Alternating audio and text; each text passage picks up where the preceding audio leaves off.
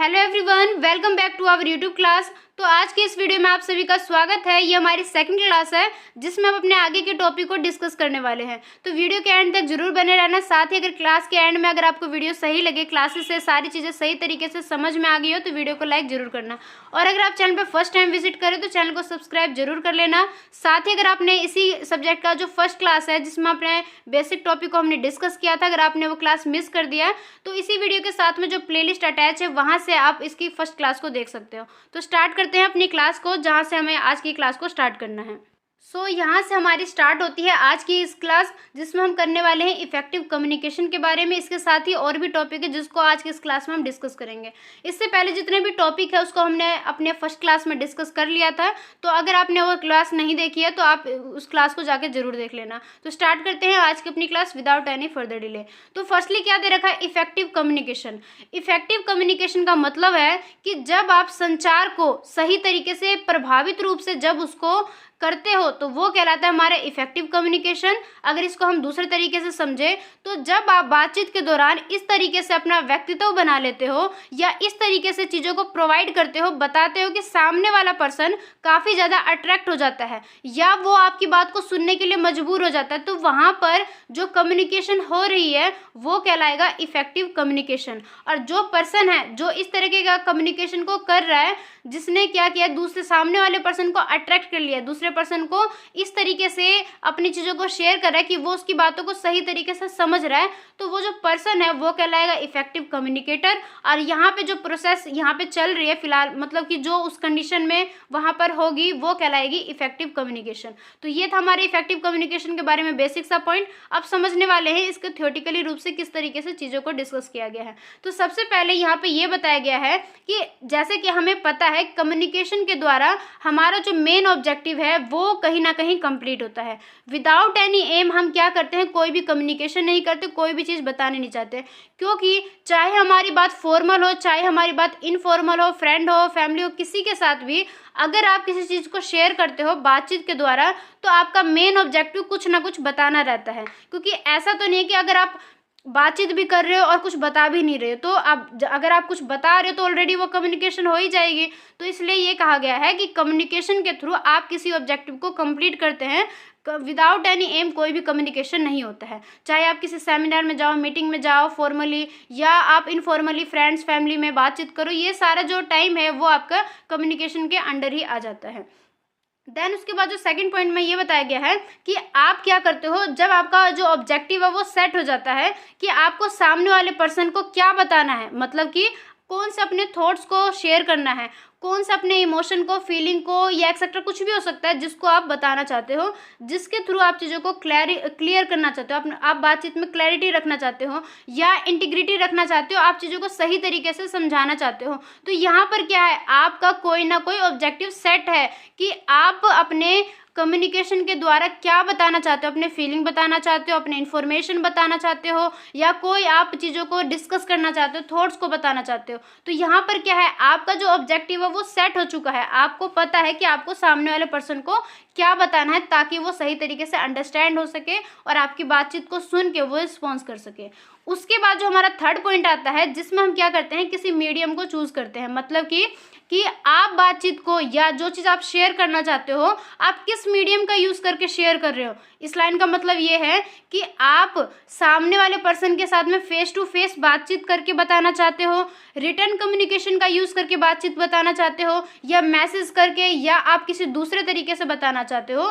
तो यहाँ पर कोई ना कोई ऐसा माध्यम है, मीडियम है, चैनल है जिसके थ्रू आप चीज़ों को शेयर कर रहे हो। तो यहाँ पर क्या है, आपने किसी मीडियम को चूज़ कर लिया, आपको पता है कि आपको सामने वाले पर्सन को किस तरीके से अपनी बातचीत को बताना है ताकि जो लिसनर है वो कंफर्टेबल हो सके, कि उसके लिए जो सूटेबल है। मतलब कि जैसे कि आप देखो क्लास को हम कैसे डिस्कस कर रहे हैं, वीडियोस के थ्रू, क्योंकि मुझे पता है, आपको भी पता है, वीडियोस के थ्रू हम चीज़ों को सही तरीके से समझ सकते हैं, जिसमें हमारे पास स्क्रीन भी होनी चाहिए जहाँ से हम देख भी सके, साथ ही साथ वॉइस भी हमें मिल सके। विदाउट सिर्फ आप स्क्रीन को ही देख के चीज़ों को नहीं समझ सकते, या चाहे आप सीधा सिर्फ वॉइस को ही सुन के चीज़ों को नहीं समझ सकते। तो ये क्या है, कोई ना कोई रिक्वायरमेंट है, यहाँ पर कोई ना कोई मीडियम होना चाहिए। तो ये सारी चीज़ बताते हैं कि किस तरीके से आप किसी मीडियम का यूज़ करके कम्युनिकेशन को कंप्लीट कर सकते हो।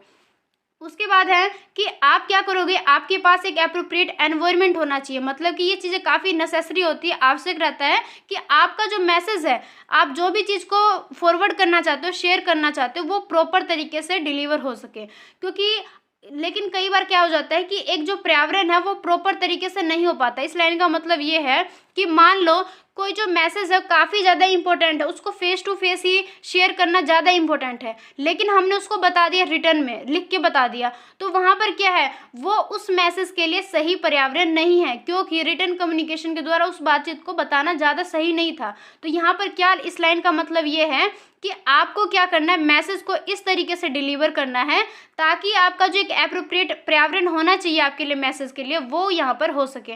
ताकि इससे क्या होगा, जो आपका मैसेज है सही तरीके से समझ आएगी, कोई भी मिसअंडरस्टैंडिंग या कोई भी जो एक प्रॉपर तरीका होना चाहिए वो यहाँ पर मेंटेन रहेगा। तो ये था हमारा फोर्थ पॉइंट, जिसमें हमने ये डिस्कस किया है कि किस तरीके से एक पर्यावरण होना चाहिए किसी भी मैसेज के लिए।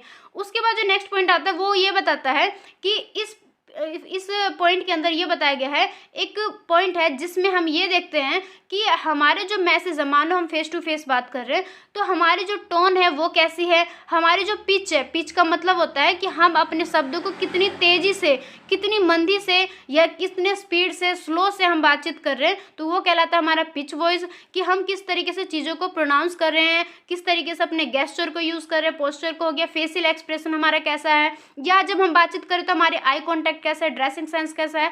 तो ये सारी चीज़ें इसके अंदर इंक्लूड की जाती है, जो कि हमारे कम्युनिकेशन को इफेक्टिव बनाने में हेल्प करता है।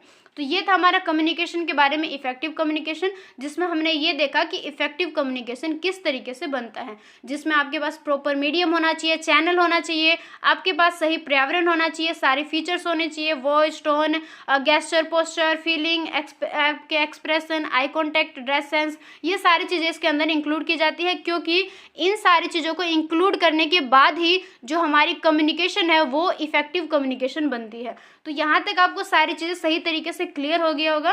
तो स्टार्ट करते हैं अपने आगे के टॉपिक को। देन उसके बाद जो हमारा एक लास्ट पॉइंट आता है, फीडबैक। ये काफ़ी ज़्यादा इंपॉर्टेंट रोल निभाता है, क्योंकि कोई भी जो मैसेज है वो इफेक्टिव मैसेज या इफेक्टिव कम्युनिकेशन तभी बन पाती है जब उसमें फीडबैक आ जाता है। फीडबैक का मतलब है कि जब रिसीवर के पास रिसीव हो जाती है मैसेज, जैसे कि जो भी हमने मैसेज, जिस भी सेंडर ने जो भी मैसेज को सेंड किया रिसीवर तक, तो जब रिसीवर उस मैसेज को समझ लेता है, देख लेता है, देन उसके बाद वो उस मैसेज के रिगार्डिंग ही कोई रिप्लाई करता है या क्वेश्चन करता है, मतलब कुछ भी, वो अगर रिप्लाई के उस फॉर्म में कुछ भी भेजता है तो वो कहलाता है फीडबैक। और फीडबैक जो है काफ़ी इंपॉर्टेंट रहता है, क्योंकि इसके वजह से हम ये जान पाते हैं कि जो हमारा जो मैसेज है वो इफेक्टिव हुआ है कि नहीं हुआ है। तो ये लास्ट पॉइंट रहता है, बट हमारे जो कम्युनिकेशन का जो प्रोसेस है इसमें काफ़ी ज़्यादा इंपॉर्टेंट रहता है, क्योंकि फीडबैक के थ्रू ही हम मैसेज को कंप्लीट मानते हैं। That is why feedback is very important. तो यहाँ तक आपको सारी चीज़ें समझ आ गई होगी। नेक्स्ट डिस्कस करते हैं अपने नेक्स्ट टॉपिक को। तो हमारा जो नेक्स्ट टॉपिक है that is types of communication. Types of communication का मतलब है कि जो संचार है, कम्युनिकेशन है, इसको कितने भागों में बांटा गया है या किस तरीके से चीज़ों को क्लासिफाई किया जाता है कम्युनिकेशन के अंडर। तो सबसे पहले इसको 3 तरह से डिवाइड किया जाता है, जिसको हम कह सकते हैं कि कम्युनिकेशन के 3 टाइप्स है, 3 काइंड्स है, या 3 तरह से क्लासीफाई किया जाता है। सभी का मतलब एक ही है। तो सबसे पहले है वर्बल एंड नॉन वर्बल। इसको भी हम डिस्कस करेंगे ब्रीफली। यहाँ पे बस आप इतना देखो कि 3 भागों में बांटा गया है। सबसे फर्स्ट है वर्बल एंड नॉन वर्बल, जो सेकंड है फॉर्मल एंड इनफॉर्मल, और जो थर्ड है that is oral and written. तो सबसे पहले बताया गया है verbal and non verbal communication. तो पहले देख लेते हैं कि वर्बल कम्युनिकेशन क्या है। वर्बल कम्युनिकेशन के अंडर उन संचार को या उन कम्युनिकेशन, उन मैसेज को इंक्लूड किया जाता है जिसके अंडर हम बातों को बोल के या लिख के जब दूसरों तक पहुंचाते हैं, that communication is called verbal communication. तो आपको क्लियर हो गया होगा कि मतलब जब आप किसी से बोल कर बातचीत करते हो या आप लिख के मैसेज के थ्रू या लेटर लिख के, मतलब किसी भी तरीके से, चाहे आप बोल रहे हो अपने वॉइस का यूज़ कर रहे हो, चाहे आप रिटन फॉर्म का यूज़ कर रहे हो, दोनों तरीके से जब आप यूज़ करके कम्युनिकेशन करते हो तो वो कम्युनिकेशन कहलाती है वर्बल कम्युनिकेशन। इसके अपोजिट जब देखा जाए वर्बल कम्युनिकेशन क्या है, तो वर्बल कम्युनिकेशन में ना तो ओरल को इंक्लूड किया जाता है ना ही रिटन को। मतलब वहाँ पे ना तो हम बोल के मैसेज को बताते हैं ना ही हम मैसेज को लिख के बताते हैं। वहाँ पर हम क्या करते हैं, अपने पोस्चर, अपने गेस्चर, अपने ड्रेसिंग, अपने एक्सप्रेशन के थ्रू जब हम कम्युनिकेट करते हैं तो वो जो कंडीशन है या वो जो सिचुएशन है वो कहलाती है नॉन वर्बल कम्युनिकेशन। इसको एग्जाम्पल के थ्रू समझते हैं, ज़्यादा क्लियर हो जाएगी। तो वर्बल कम्युनिकेशन के अंडर किस तरीके से है, जैसे कि आप वीडियोस में देख लो कि मैं आपको समझा रही हूँ, आप क्या कर रहे हो, वॉइस के थ्रू चीज़ों को समझ रहे हो, एंड स्क्रीन पे आप अपने सिलेबस को देख के चीज़ों को समझ रहे हो, ये हमारा वर्बल हो गया। अगर आप किसी फ्रेंड फैमिली से व्हाट्सएप पे या किसी दूसरे ऐप पे जब आप उस पर मैसेज करते हो और आपस में बातचीत करते हो तो वो भी कहलाती है हमारी वर्बल कम्युनिकेशन। लेकिन इसके अपोजिट जब नॉन वर्बल की बात आती है तो इसके अंदर उन सिचुएशन को इंक्लूड किया जाता है जहाँ पर आप ना तो कुछ बोल रहे हो ना तो कुछ लिख के बता रहे हो, आप क्या कर रहे हो, अपने फेस के थ्रू, अपने एक्सप्रेशन से, अपने ड्रेस सेंस से, अपने गेस्चर से, या आप किसी तरीके से इशारे करके जब कोई भी बात को बताना चाहते हो तो वो कहलाती है नॉन वर्बल कम्युनिकेशन।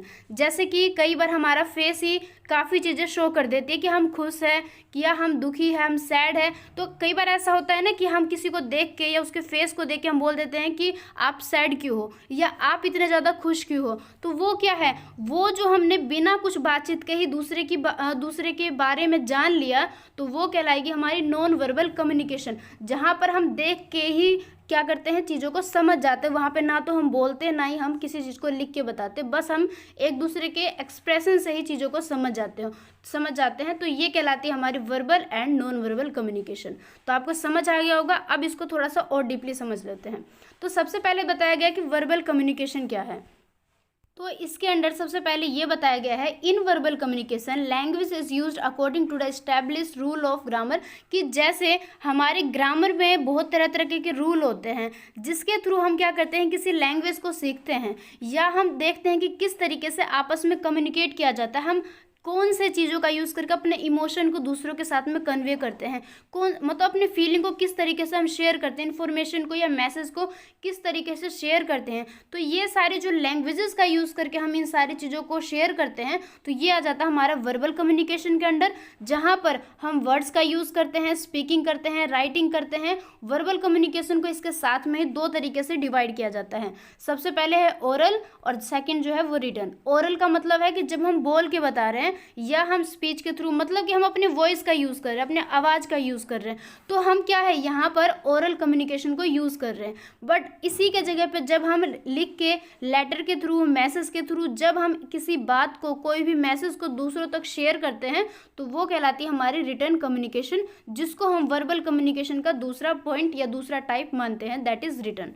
तो इसके बाद इसके आगे बताया गया है कि इसमें क्या है कि एक सही मीडियम का यूज़ किया होना कि काफ़ी ज़्यादा इंपॉर्टेंट है। यहाँ पे यही लाइन बताया गया है, ओरल कम्युनिकेशन और speech is the more frequently used medium of communication, कि ओरल कम्युनिकेशन को किसी भी कम्युनिकेशन के दौरान सबसे ज़्यादा यूज़ किया जाता है, क्योंकि अपने वॉइस के थ्रू हम जब किसी को कुछ बताना चाहते हैं तो हम चीज़ों को ज़्यादा सही तरीके से क्लियर कर पाते हैं।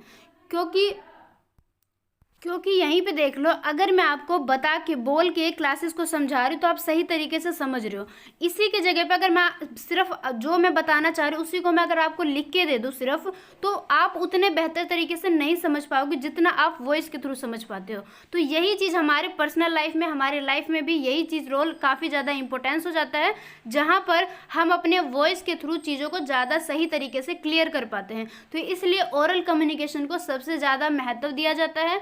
ये माना जाता है कि इसका यूज़ जो है सब जगह, मतलब हमारे पर्सनल लाइफ से लेके हमारे प्रोफेशनल लाइफ में हर जगह ओरल कम्युनिकेशन को सबसे ज़्यादा यूज़ किया जाता है, प्रेफर किया जाता है। इसके कुछ रीज़न बता रखे हैं, there are reason for it to be so, some of these reason are, कि कुछ रीज़न भी बता रखे कि ऐसा ही क्यों माना जाता है कि इस मीडियम को सबसे ज़्यादा यूज़ किया जाता है या इसको हम ज़्यादा इंपॉर्टेंट क्यों मानते हैं। तो सबसे पहले बता रखा है, we did not to literate to speak as it needed in written communication, कि ऐसा हो जाता है कई बार कि सभी पर्सन को क्या है कि लिखने ना आता हो, या वो सही तरीके से उनके पास नॉलेज नहीं है कि कम्युनिकेशन को रिटन के थ्रू किस तरीके से बताया जाए। कुछ पर्सन ऐसे भी रहते हैं जो कि पढ़े लिखे नहीं रहते। तो उस टाइम पे क्या होता है, रिटन कम्युनिकेशन तो पॉसिबल ही नहीं है।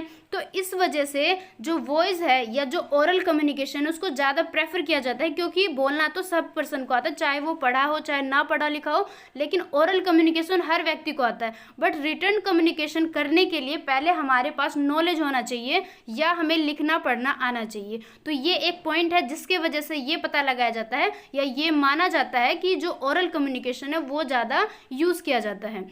उसके बाद जो सेकंड पॉइंट बताया गया है कि जैसे कि देखो, हम जितने भी पर्सन हैं, हम जो एक ह्यूमन बींग्स है, जब ये बॉर्न होते हैं तो किसी न किसी लैंग्वेज उनके पास रहता है, मतलब कि चाहे वो हिंदी बोलते, चाहे उनकी कोई सी लोकल लैंग्वेजेस हो, मतलब कोई भी लैंग्वेज जो उनको पहले से ही आ जाता है अपने समाज में, एनवायरनमेंट में जहाँ पे भी वो रहते हैं, तो वहाँ पर भी उनका कोई ना कोई स्पेसिफिक एक लैंग्वेज रहता है जो उन्हें आ जाता है। तो उसके लिए कुछ सीखने की या कुछ समझने की जरूरत नहीं रहता, वो ऑटोमेटिकली बच्चे जो है वो सीख जाते हैं। तो वो क्या है, वो पहले से ही उनके पास में है, वो अलग से सीखने समझने की जरूरत नहीं। तो इस वजह से क्या है कि ओरल कम्युनिकेशन के अंदर इन चीज़ों को ज़्यादा प्रेफर किया जाता है। उसके बाद बता रखा है कि जो ओरल कम्युनिकेशन है वो रिटन कम्युनिकेशन से ज़्यादा फास्ट होती है। तो ये सच में ऐसा रियल लाइफ में भी हम देख सकते हैं, अपने लाइफ में भी, कि ओरल कम्युनिकेशन को ज़्यादा स्पीडली माना जाता है। क्योंकि अब देखो, क्लासेस में ही मैं आपको एक ही लाइन को कई तरीके से बोल के समझा सकती हूँ कि अगर आपको एक लाइन सही तरीके से समझ नहीं आ रहा तो उसी चीज़ को हम दूसरे तरीके से समझ के आपको मैं अच्छे बेहतर तरीके से बता सकती हूँ। बट रिटन कम्युनिकेशन में मैं एक लाइन को एक ही बार तो राइट करूँगी, बार बार तो एक ही लाइन को रिपीट नहीं करूँगी। तो वो क्या है कि ओरल कम्युनिकेशन हमारा ज़्यादा स्पीडली हो जाता है, जिसमें हम एक बात को जल्दी से दूसरों तक पहुंचा सकते हैं। इसका जस्ट अपोजिट देखा जाए तो रिटन कम्युनिकेशन में जो एक स्पीड है वो थोड़ा सा स्लो हो जाता है। तो इसलिए ये 3 पॉइंट थे जो कि बता रहे थे कि किस तरीके से जो ओरल कम्युनिकेशन है उस मीडियम का सबसे ज़्यादा यूज़ किया जाता है, सबसे ज़्यादा इंपॉर्टेंट माना जाता है। उसके बाद जो हमारा नेक्स्ट पॉइंट है नॉन वर्बल कम्युनिकेशन।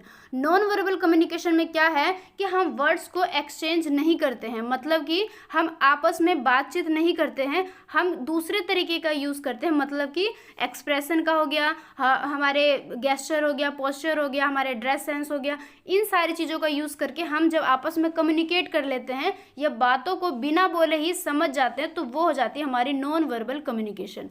तो देखो, नॉन वर्बल कम्युनिकेशन में कुछ पॉइंट इंक्लूड किए जाते हैं। अब हमने ऐसे तो क्या दिया कि हमारे एक्सप्रेशन, पोस्चर, गेस्चर ये सारी चीज़ें इंक्लूड की जाती है, बट एज ए इसको हम थियोटिकली पढ़े या अपने एग्ज़ाम के अपने एग्ज़ाम को सोच के पढ़े तो हमें इसके बारे में और ज़्यादा डीपली नॉलेज होना चाहिए। तो इसके अंदर कुछ पॉइंट इंक्लूड की जाती है जो कि बताती है कि नॉन वर्बल कम्युनिकेशन में कौन कौन से पॉइंट इंक्लूड की जाती है। इसके बारे में बेसिक पॉइंट तो हमें पता ही है कि इसके अंदर फेशियल एक्सप्रेशन, हमारे पोस्चर, गेस्चर ये सारे इंक्लूड की जाती है, बट इसके अलावा भी कुछ टर्म है, कुछ पॉइंट है जो कि इसको क्लियर करते हैं। तो इन पॉइंट को वन बाय वन समझ लेते हैं। सबसे फर्स्ट जो पॉइंट बता रखा है दैट इज काइनेसिक्स, फिर है proxemics, chronemics, haptics, paralanguage, silence and sign language. ये सारे पॉइंट है जो कि नॉन वर्बल कम्युनिकेशन के पॉइंट है और ये एग्जाम को देख के काफ़ी ज़्यादा इंपॉर्टेंट टॉपिक है। तो इसको आप ध्यान से समझना, क्योंकि एग्जाम में बार बार इन चीज़ों को रिपीट किया जाता है। चाहे आपसे इन पॉइंट को अलग अलग भी पूछ सकते हैं, चाहे आपसे सीधा पूछ लेंगे what is non verbal communication. अगर आपसे सीधा ये भी पूछते हैं कि नॉन वर्बल कम्युनिकेशन क्या है, तब भी आपको इन सारे पॉइंट को वहाँ पे डिस्कस करना पड़ेगा, बताना पड़ेगा। और चाहे तो आपसे अगर एक सिंपल कोई भी एक पॉइंट पूछ लेता तभी भी आपको बताना पड़ेगा। तो इसलिए इसके बारे में आपको नॉलेज काफ़ी ज़्यादा होना चाहिए। तो सबसे पहले हमारा पॉइंट है काइनेसिक्स। काइनेसिक्स में किन चीज़ों को इंक्लूड किया जाता है? काइनेसिक्स ये बताता है कि ये हमारे बॉडी फिजिकल मूवमेंट को एक तरीके से स्टडी है, कि इसके अंदर इस चीज़ को देखा जाता है कि हमारी जो बॉडी है या हम अपने बॉडी के मूवमेंट के थ्रू किस तरीके से कम्युनिकेट कर लेते हैं, या हमारे जो एक पोस्चर है, हमारा जो एक शरीर है वो किस तरीके से चीज़ों को बिना बोले ही शो कर देती है, एक मैसेज बता देती है। तो ये काइनेसिक्स के अंदर इंक्लूड किया जाता है। तो काइनेसिक्स के अंदर भी कुछ पॉइंट को इंक्लूड करते हैं जो कि काइनेसिक्स को ज़्यादा बेहतर तरीके से डिस्कस करते हैं या उसको सही तरीके से डिफाइन करते हैं। तो सबसे फर्स्ट पॉइंट दे रखा पर्सनल अपीयरेंस।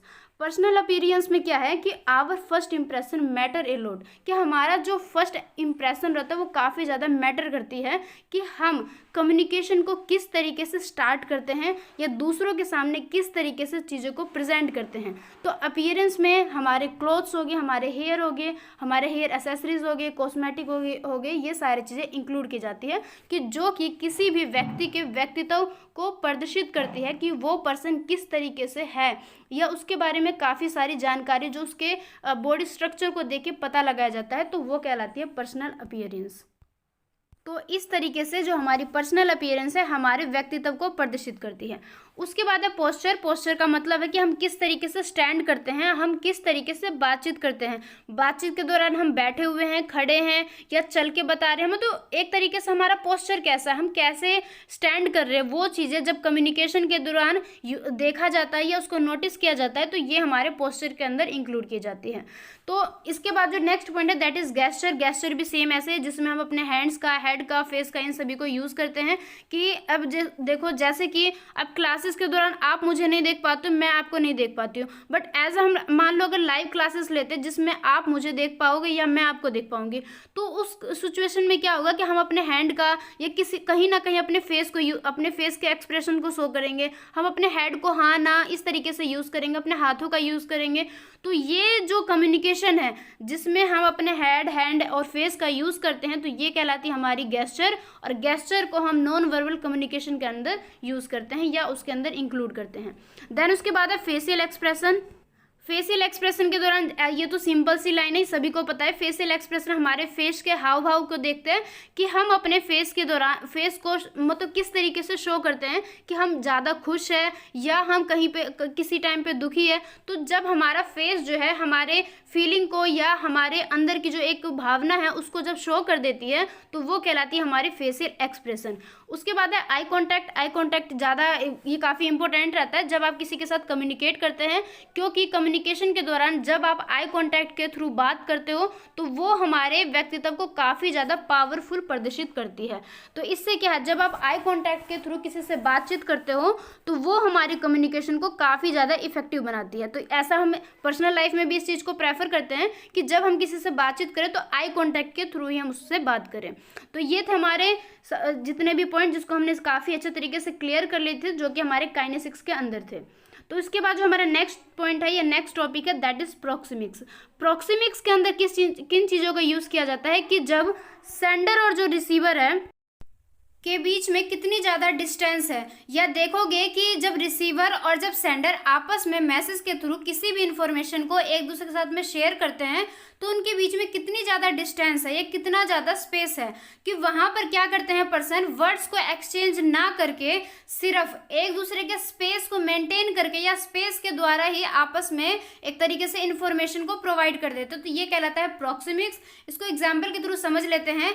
जैसे कि मान लो हम किसी से फर्स्ट टाइम मिलते हैं, या अगर हम क्या करते हैं कि अपने किसी ऐसे फ्रेंड से या किसी फैमिली फ्रेंड सर्कल से किसी से भी ऐसे मिलते हैं जिनसे हम काफ़ी टाइम बाद मिलते हैं, तो हम क्या करते हैं उनको हग करते हैं। तो हग के द्वारा ही हम क्या करते हैं, वर्ड्स को एक्सचेंज ना करके हम वहाँ पर क्या करते हैं, सिर्फ हग करके ही एक दूसरे के साथ में जो हमारा आपस में जो एक प्रेम रहता है उसको हम शेयर करते हैं। तो ये भी क्या है, ये एक कम्युनिकेशन का एक तरीका है जिसको हम फिजिकल स्पेस का स्टडी भी कहते हैं, कि इसमें हम ये देखते हैं कि किसी भी दो पर्सन के बीच में कितना ज़्यादा फिजिकल स्पेस है। तो इस चीज़ को जब हम स्टडी करते हैं, देखते हैं, दैट इज कॉल्ड प्रोक्सिमिक्स।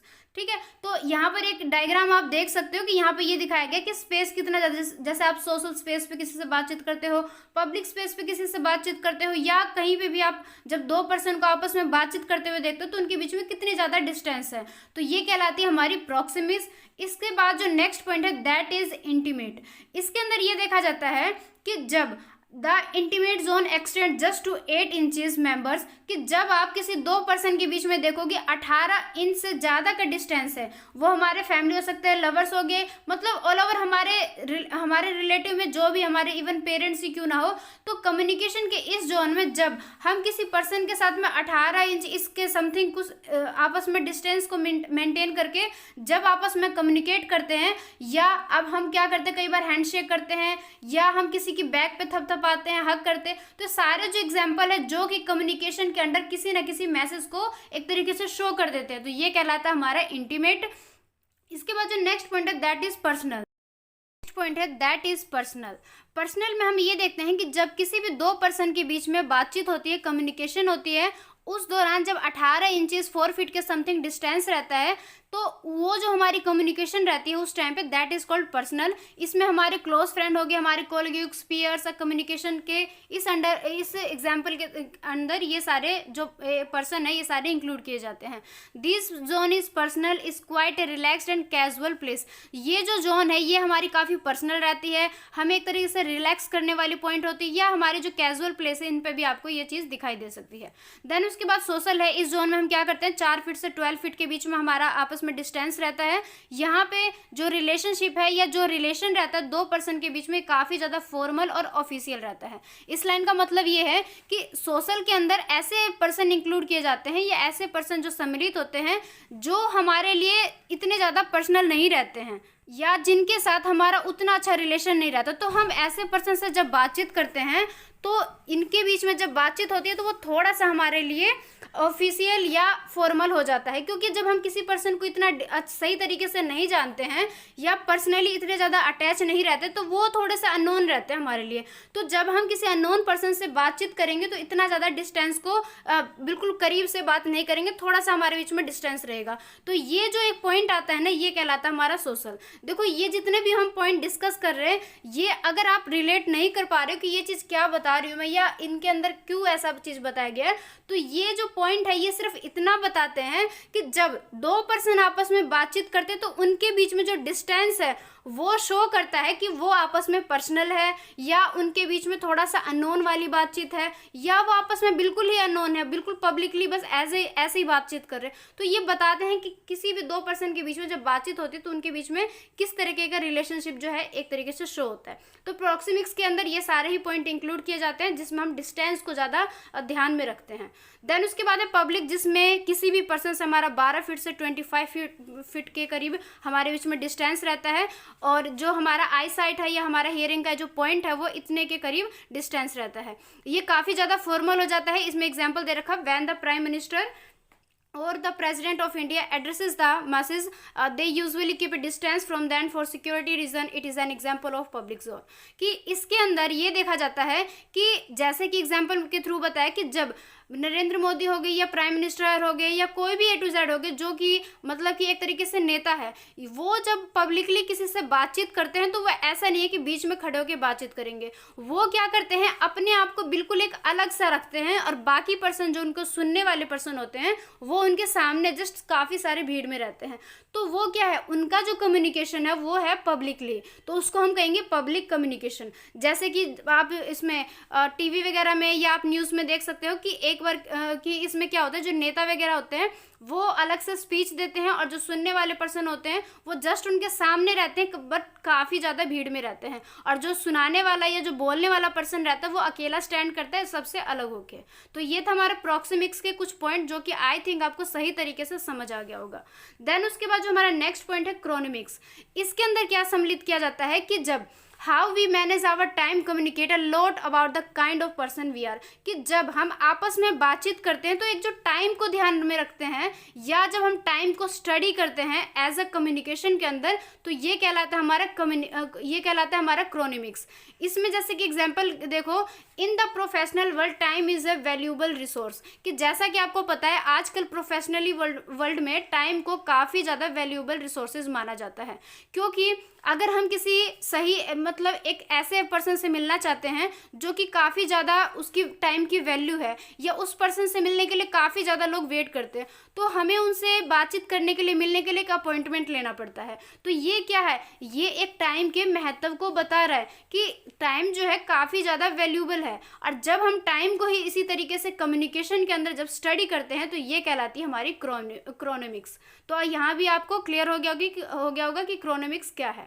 देन उसके बाद है हैप्टिक्स, जिसमें लैंग्वेज ऑफ टच का यूज़ किया जाता है कि जब हम कम्युनिकेशन के दौरान टच करके या किसी चीज़ को छू के उसके द्वारा जब हम बातचीत करते हैं तो वो कहलाती है हमारी हैप्टिक्स। जैसे कि आप देखोगे कि जब हम किसी से मिलते हैं तो हम हैंड को मिलाते हैं, आपस में हैंडशेक करते हैं, या हम क्या करते हैं कि एक दूसरे के साथ में स्लैपिंग करते हैं या शेकिंग करते हैं हैंड को, तो ये सारे जो हमारे पॉइंट है ये हमारे हैप्टिक्स कहलाते हैं, जिसमें हम टच का यूज़ करते हैं, मतलब कि स्पर्श के द्वारा कम्युनिकेशन करते हैं। जैसे कि आप देखोगे क्लासेस में जब कोई स्टूडेंट काफ़ी बेहतर परफॉर्मेंस करता है तो टीचर उसके शोल्डर पे थपथपाते हैं या उसको काफ़ी ज़्यादा मोटिवेट करने के लिए इस तरीके से उसको कॉन्ग्रेचुलेशन करते हैं। तो जब वो अपने टच का यूज़ करके, स्पर्श का यूज़ करके किसी पर्सन को कुछ मैसेज जो है वो फील करवाते हैं या जो कोई मैसेज है वो शो करते हैं, तो वो कहलाती है हमारी हैप्टिक्स। इसके अंदर कुछ एग्जांपल आ रखे, जैसे आगे किसिंग आ गया, स्लैपिंग आ गया,